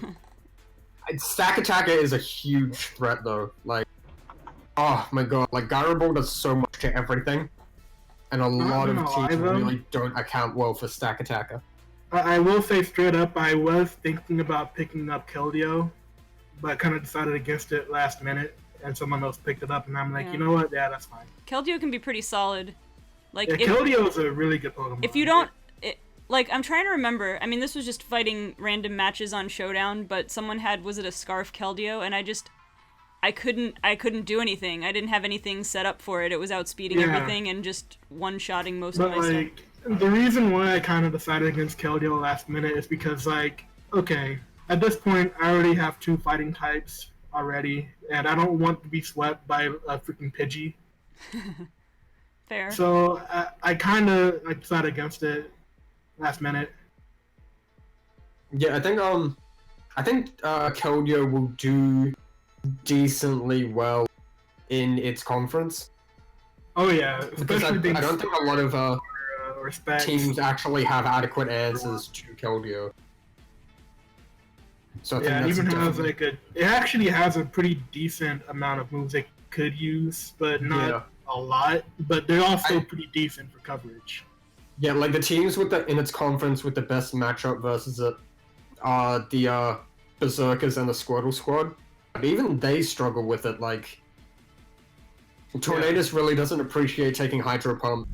Keldeo can pack in Power Electric for Gyarados and Pelipper, which is basic, and it can even be Taunt Karma, so that walks all over Toxapex. But we kind of have to choose between those sets. Or I could even just use like Taunt, Calm Mind, like HP Elect, and then I guess probably Secret Sword on the last, since you don't really need water for that draft. So. And let's also not forget having access to Icy Wind being really annoying for any Pokemon that you don't want to be faster than the Pokemon later on. I think Torkoal is an interesting pick here, since that means the Mimikyus will have to weather war with the Berserkers, which is... I don't think he chose it to be a weather war, because he doesn't really have many things to benefit from being Sunny Day. But I can see it being a winner versus Tyrant's Rain Spam. Yeah. So I could see that being a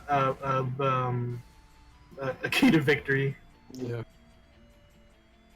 I guess a flaw in this draft is that its rock setters aren't the most reliable. Like, you have Stack Attacker, but you don't really want to rocks on it, and then you have Torkoal and Carbink, which kind of suck. I will say straight up, this team is freaking brilliant for Trick Room. Yeah, it does have a lot of good Trick Room. It has Torkoal, it has Stacker, it has Wishy. Yeah, this team will rock under Trick Room for sure. Vikavolt will also be a huge star underneath because it can learn both U-turn and Volt Switch, I think.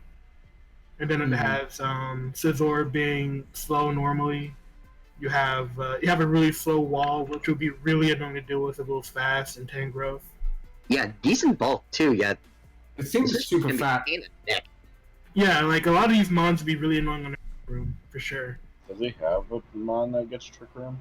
Yes, Mimikyu, Stack Attacker, and Carbink all learn Trick Room. Yeah, they all learn Trick Room. So if he really wanted to, he could. You know what? I think that's what he's going for.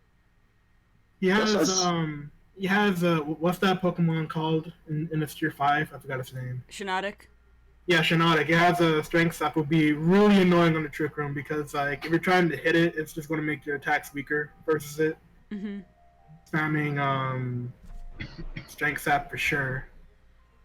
So that's going to be really annoying. You have Tangrowth, a really fat, annoying mon that's going to be really annoying and being really fast all of a sudden. That's like attack a spamming Gyro Ball for free.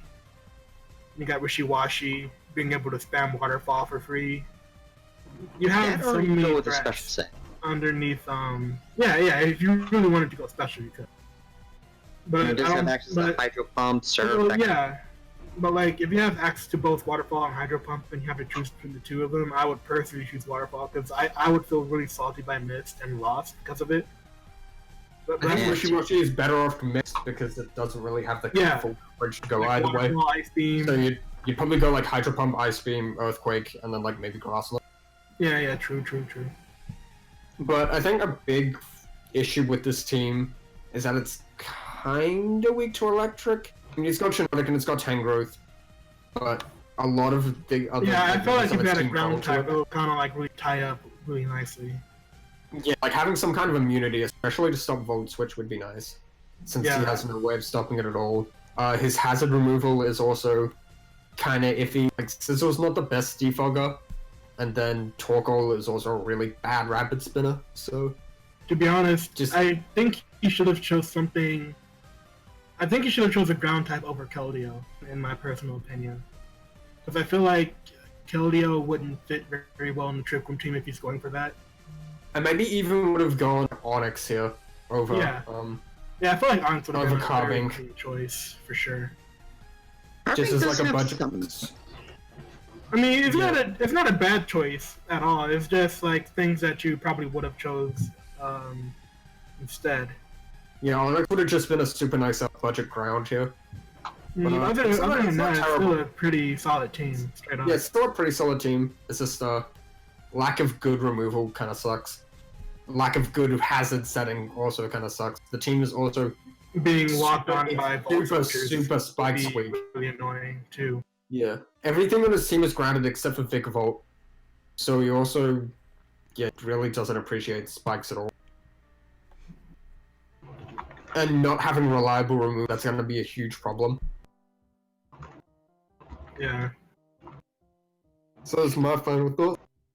Pretty good team overall, though. This team looks very threatening under Trick Room. I will say that one last time, but I'm pretty sure only he will know how to use it. Oh, AJ, do you have something to say? No, it's fine. Keep going. Ball trucking. You guys got it. Actually, you know what? I do see another reason why he does have Zoroark here. By the time you set in your move, it's way too late, so he can easily predict it and just like you turn out. Like you would think like you would like almost always outspeed a stick attacker, but he's over here like, oh, you're trying to focus blast me? Bet, come on, Mimikyu, let's go. Okay, so I just realized I was muted for a second there because I had to mute man. I had to mute myself because I had to sneeze, and then I You didn't know realize what? it. That happens to me all the time. I will not blame you. Okay. Well, anyway, let's get on. We have one more team, and then we're gonna go back and let Tyrant say stuff he wants about his team. But we have one more There goes the team. laugh. You know he has a lot to say when he started laughing like that. We have the London Lillipups, coached by Max Marsden. And I think yes. this is actually like a pretty solid draft.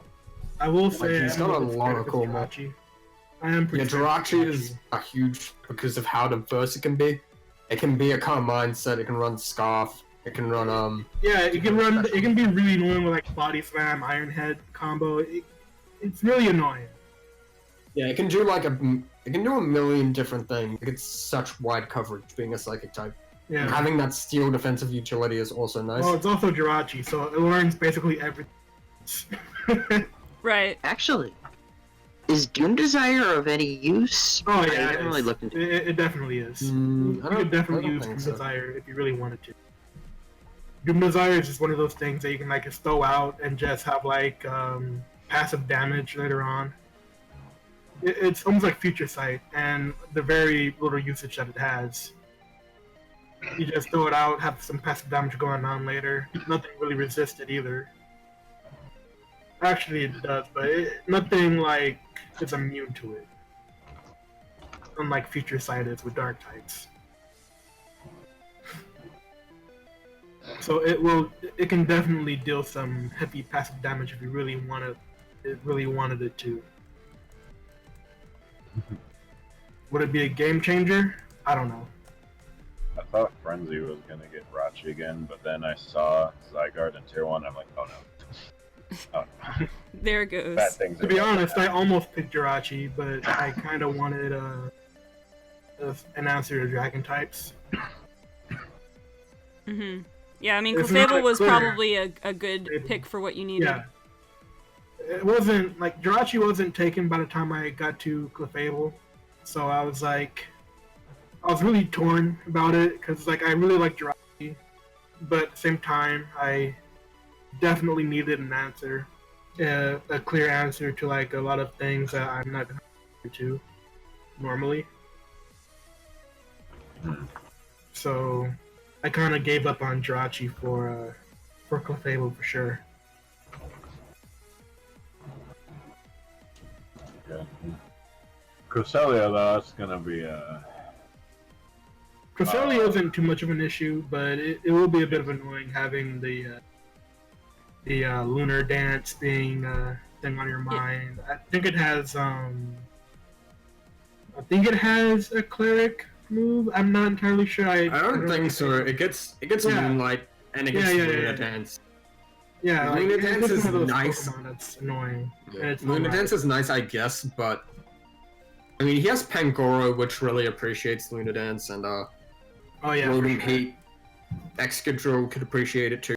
I think another underrated pick here is Araquanid, because not only does it set webs, it can also store break with like trap and kill shit. Oh, and then there's Quagsire. I hate fighting Quagsire. Yeah, but with Infestation, Subtoxic, Araquanid, that's a big threat. It is. I feel like this thing will also be really threatening under Trick Room too, now that I'm thinking about it. I don't exactly know why Crobat is tier 4, but getting Crobat in tier 4 is a massive steal, since he basically has like 2 tier 3 mons. And like Quagsire is also really nice. Yeah. Quagsire is really nice, yeah. Sylveon is actually really nice too. Yeah, I think the main problem is with Cress and Quagsire is that they're super passive. So they're very easy to come in and abuse, and they both hate being toxic. But he does have Sylveon, which is less passive, and also gets Heal Belt, which is really nice with this team. Yeah, because as you I can feel see, like Sylveon is like the main answer to being toxic. Yeah. Basically, everything on his team hates catching some form of status. Like, it really, really neuters them to catch, like, a burn, or toxic, or paralysis. So having Sylveon get Heal Belt is incredible. But he's not gonna like being taunted or like being destroyed either. Yeah, this team is very susceptible to taunt because it doesn't help that Sylveon is like base 60 speed either. Yeah, like Sylveon, Quagsire, Cresselia, Araquanid, and even Nosepass, they really rely a lot on status moves to be doing much of anything. So if they get taunted, they basically just become pretty useless. Yeah. Actually, doesn't Crobat also get access to Toxic Spikes? I don't think so, but it does get access to Infiltrator, which is nice, so it can go through substitutes. And it also gets Taunt and Defog. This team has some pretty nice options for a move. It has both the Defog on Rotom and Crobat, as well as Spin with Drill. But I think Drill to me is kind of weird because... I mean, it kind of works as a decent spinner, but I don't think it really fits on this team that well. Yeah, like, it's a decent spinner, but it loses a lot of common hazard setters. And it also, like, without sand support or access to Z moves, it's a little meh. And Mold Breaker is still serviceable. Right, Mold Breaker would definitely be Sand Rush would have been great here. Watch him have, like, Sand... It would be Sandstorm, Excadrill, like Sandstorm, those balls or something like that. I mean, it wouldn't be. I mean, for this team, it wouldn't be unheard of. Or actually, like, yeah, I mean, this team actually likes the sand pretty nicely. I think. I could definitely see him running nose pads with sturdy Sandstorm. I think the thing that doesn't like Sandstorm as much is anything that's not ground because type. Its main that's not ground type, basically. Its main recovery is Moonlight. So if sand is up, its recovery is cut to 25%. Oh yeah, you're right. You're right. Moonlight is also super easy to store because it's only 8 PP, so it's very easy for Cresselia to just run out of them super fast.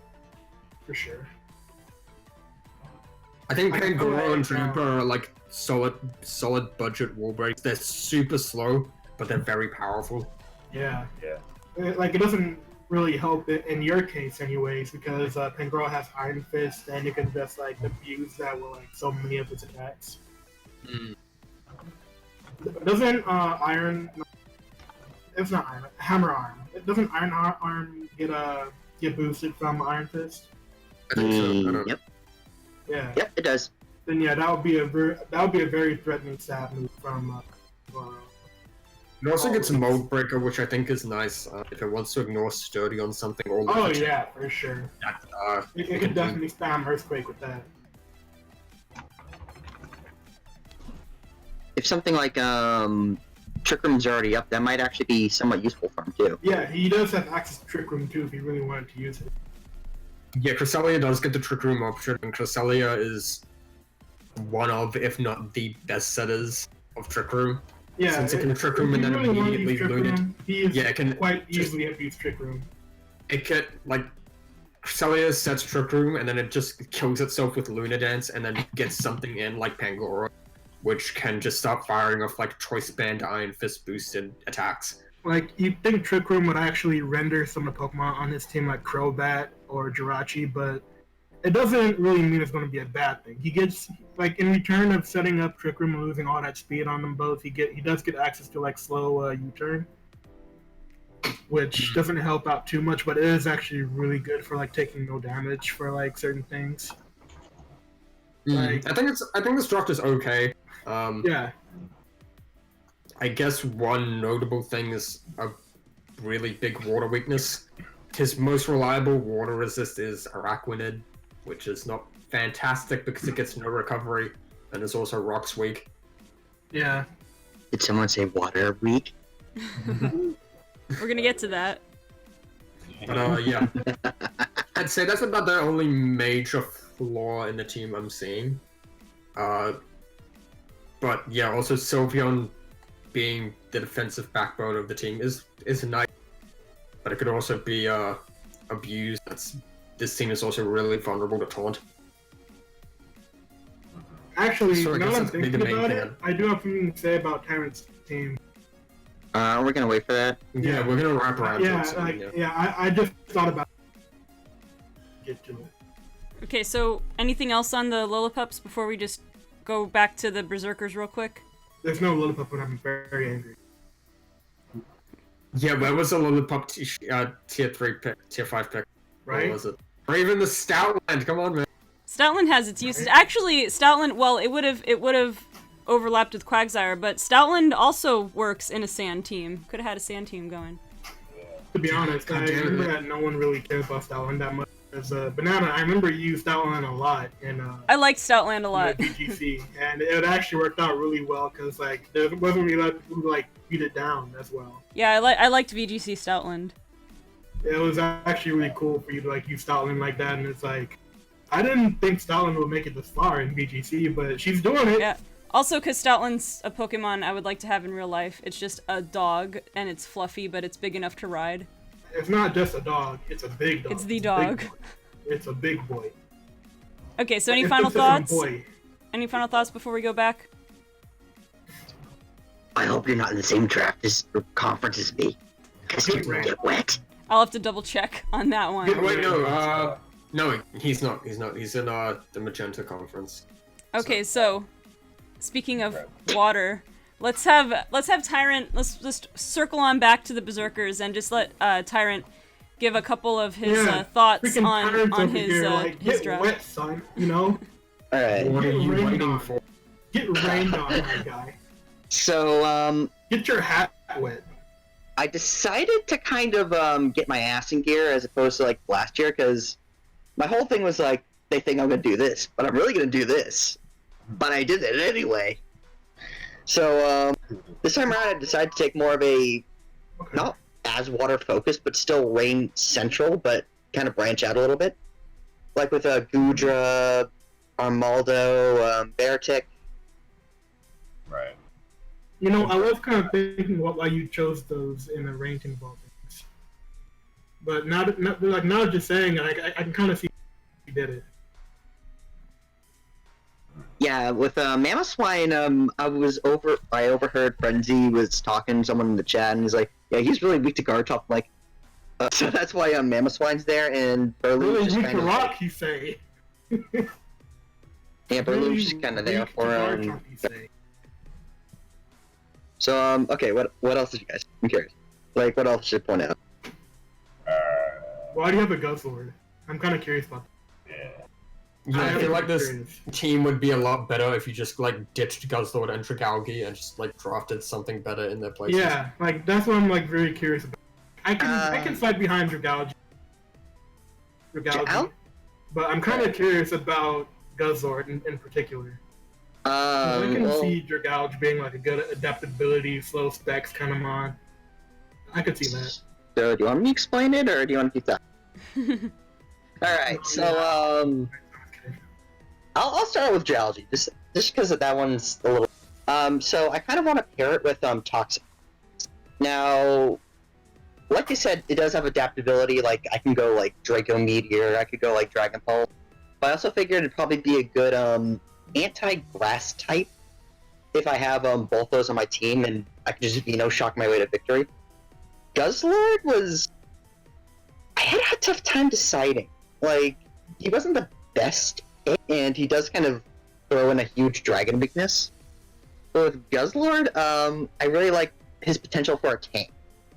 Like, if you use Stockpile, like, I forgot there actually weren't any Z moves originally, so I was like, oh, it's, normally MZ, like, by someone drafting Z Crystal. Okay. And then, but still, he does have some decent recovery here and there, like Drain Punch. I was going to throw some leftovers on him if it need be, and, yeah, his HP, as you guys know, is absolutely beast mode. Fun of it.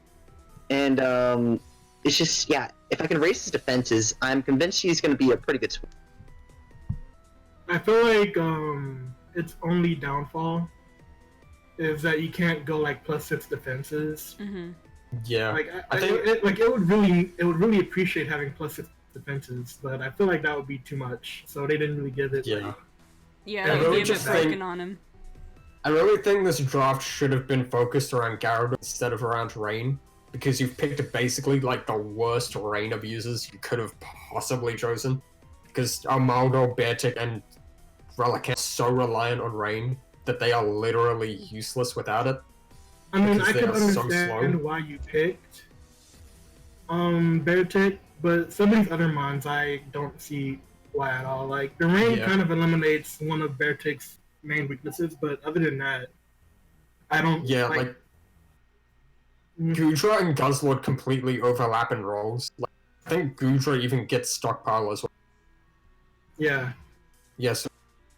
I can understand it doesn't get Stockpile, but these too. I mean, like, Stockpile is kind of bad anyway, because Guzzlord just catches a Toxic, it can be phased easily because it's so passive.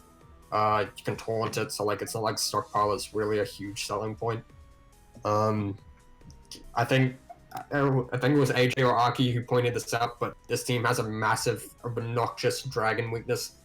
It has 3 weaknesses and no resistances at all. Oh yeah, for sure. Like, you can just like outrage and like have a free time outraging and just have fun with it. Yeah, that's why I picked Mamoswine to kind of like, well, even if it's not a resistance, it can still like priority like Oko one if need be, if I can even manage that. But yeah, you're absolutely right. I don't have any. To be honest, a lot of people wouldn't normally like click outrage unless they know they're safe to do so. Yeah, in this case, might be watchable.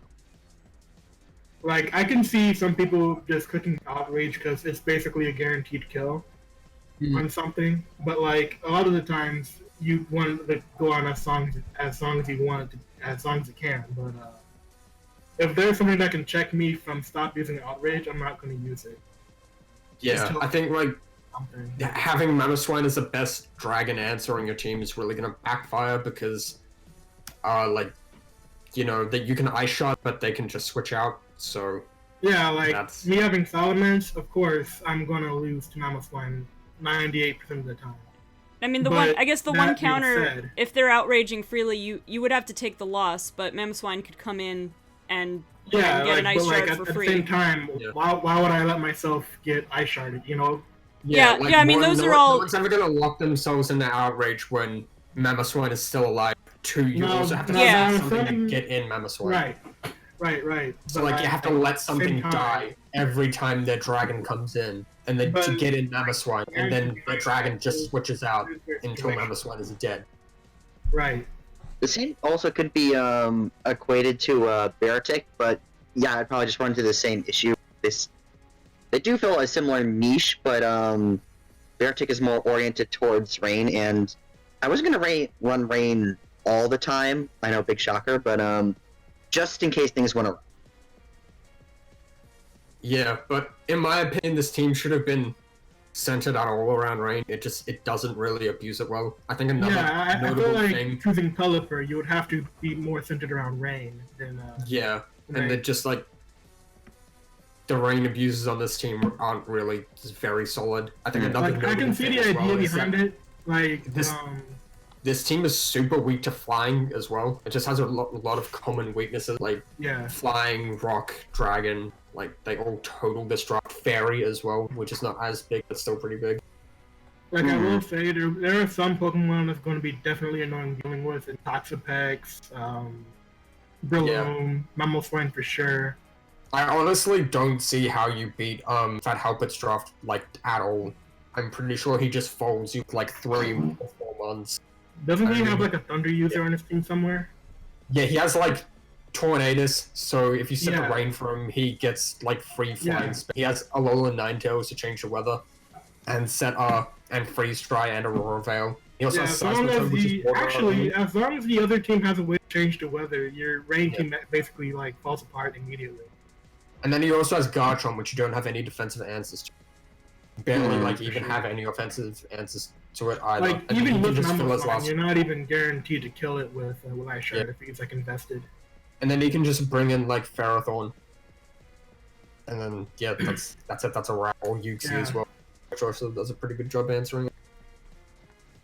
All right. Any final comments from anyone, or Tyrant? Any final comments on your team? Because then I have to go soon and do some stuff. I've also like. There's some really big flaws I'm noticing, but I think I might be able to find ways. I was actually building up against Fat Albert's team last night, like trying to get like a team ready for whenever he's ready. But you had like a hard time doing so, right? Not quite. I was more looking at it offensively, but I should look at it defensively wise. Yes, defensively, I'm gonna have to look at it a little bit more in depth. Offensively, I think I can at least, even if I don't win, I can at least leave a dent. But past that, I could definitely see you leaving a clear dent in his team somewhere. Yeah, you can get some different Renbus so you don't just like completely you can definitely Gemp him off like 1 or 2 Mon. I could definitely see you not going down without a fight for sure. Yeah, Seismitoad was also another reason I brought in Breloom, just because I saw that up in chat. Yeah. Just because I'm like, oh yeah, he does. But even if I don't win, I don't want to go down without a fight. Also, like a little comment on your Ice-Shard idea, it will work a lot of the time, but like the times that you would have to use Outrage before your Mamoswine comes in would be like very situational. It's like, I need this Goodra dead, but I have nothing else that will kill it, you know? Mm-hmm. Like it'll be a very situational thing. But other than that, I do see a really big weakness in the team. Having 3 Mons definitely weak to it, and everything else neutral. Other than that, it is a pretty cool team. I mean, they hit Goodra with Outrage and he runs. Oh yeah, like I forgot to mention how annoying Breloom will be with Spore, Swords Dance, and the Sub SD Spore. I forgot to mention how annoying that's be. Oh god, yeah. I guess once I'm done with Fat Albert, that's when I can really not start steamrolling. That's when I have a little bit more of a home field. Yeah. I don't think it's the weakest team in your what is it? In your it's gonna be conference, fairly hard though. Yeah, because like you have a pretty rough time versus the Squirtle versus the Massachusetts, but I think you should be able to take the other games, assuming you build and play well. Yeah. Like, there's definitely potential here, but it's going to be really hard. Alright. Alrighty, so I think that's gonna do it for tonight. I gotta go do some stuff. So as for all you BVL participants, I'm going to be reworking the schedule, and you'll see that what I would like to do is give you guys, I want to stream the battles on Mondays as much as I can, so that would give you guys like the whole week. It'll be a little bit of a shorter week this week, if you guys are ready to start. I'll try to get the schedule out later tonight, and then you have until Monday to turn in your showdown replays. That'll be in the replays channel, which I think is still there on the Discord. And then that should give you enough time every week. Anyway, there will be 1 or 2 weekends. Well, no, if I stream on Monday, no, I'm still gonna be away. There are gonna be 1 or 2 weekends where I might be away, and what you guys can do is just still have your matches like normal and put in your. What's that? Yeah, right. How about when the days you don't have available to stream, you just have like an extra +1 day for them? Yeah, I mean, we could do that. I feel like that would be a good convenience kind of situation. Yeah, I mean, that would be good. The other thing I figure is that I could stream on the week I come back, so then you'd have the 2 weeks to get 2 matches done, no matter what time frame you chose for them. Right. So, I mean, that's probably what I'll do. But other than that, yeah, as for those of you watching on stream, for my next stream, I'm not sure if I'll be able to stream both Thursday and Friday, but I'll definitely stream one of those days, Mario Maker and or Smash Bros, and I hope to see you guys there. In the meantime, thanks to everybody who joined on the call, thanks to everybody who was in the chat, and I hope you guys are excited for some BVL action, and we'll see y'all next time. Good night, everybody. Bye. Bye. Bye.